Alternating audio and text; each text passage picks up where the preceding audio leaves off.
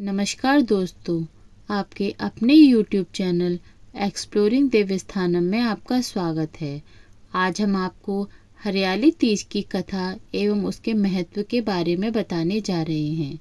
सावन माह के शुक्ल पक्ष की तृतीया तिथि को हरियाली तीज मनाई जाती है। यह तिथि सुहागिन महिलाओं के लिए बेहद खास होती है।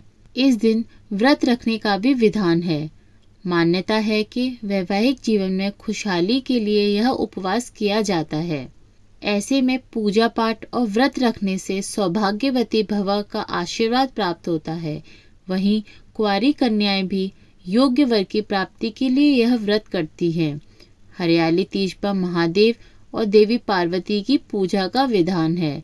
मान्यता है कि जो भी महिला इस दिन शिव पार्वती की जोड़ी से पूजा करती है, उसके जीवन में हमेशा सुख समृद्धि बनी रहती है।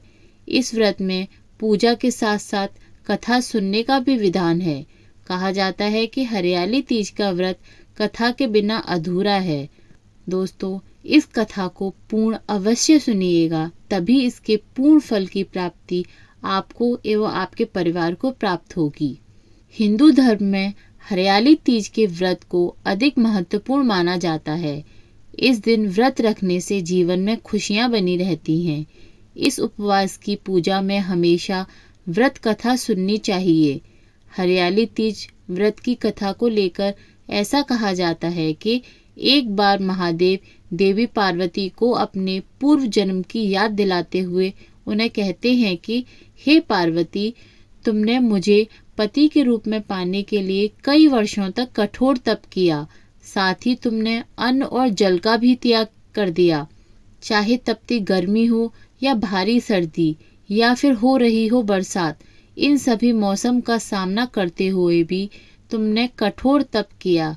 इसके बाद मैं तुम्हें वर के रूप में प्राप्त हुआ। इस कथा को सुनाते हुए भगवान शिव आगे कहते हैं कि पार्वती, एक बार नारद मुनि तुम्हारे घर पधारे थे। तुम्हारे घर जाने के बाद उन्होंने आपके पिताजी से कहा कि मैं विष्णु भगवान जी के भेजने पर यहाँ आया हूँ। भगवान विष्णु स्वयं आपकी तपस्वी कन्या पार्वती से विवाह करना चाहते हैं। ये बात सुनकर पर्वतराज खुश हो गए और उन्होंने शादी के प्रस्ताव को स्वीकार कर लिया। फिर यह खबर जब आपके पिताजी ने तुम्हें बताई तो तुम बहुत दुखी हुई। फिर ये बात जब तुमने अपनी सखी को बताई तो उसने तुम्हें घनघोर जंगल में तप करने की सलाह दी। फिर अपनी सखी की बात मानकर तुम मुझे पति के रूप में प्राप्त करने के लिए जंगल में एक गुफा के अंदर रेत की शिवलिंग बनाकर तप करने लगी। इस दौरान तुम्हारे पिता पर्वतराज ने पूरी धरती और पाताल पर तुम्हारी खोज की, लेकिन तुम उन्हें नहीं मिली। दूसरी ओर तुम गुफा में सच्चे मन से तप करने में लगी रही। फिर सावन मास की शुक्ल पक्ष की तृतीया तिथि पर प्रसन्न होकर मैंने तुम्हें दर्शन दिए। तुम्हें दर्शन देने के बाद तुम्हारी मनोकामना को पूरा करने का वचन देते हुए तुम्हें पत्नी के रूप में स्वीकार कर लिया।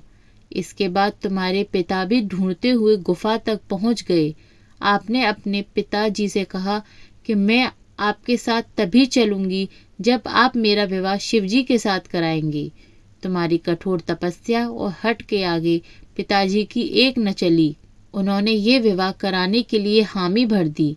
कथा को सुनाते हुए भोलेनाथ ने कहा कि श्रावण तीज के दिन तुम्हारी इच्छा पूरी हुई। तुम्हारे कठोर तप की वजह से ही हमारा विवाह संभव हो सका। तभी से ऐसी मान्यता है कि जो भी महिला श्रावणी तीज पर व्रत रखती हैं और यह कथा सुनती हैं, उसके वैवाहिक जीवन के सारे संकट दूर हो जाते हैं और साथ ही सभी मनोकामनाएं भी पूरी होती हैं।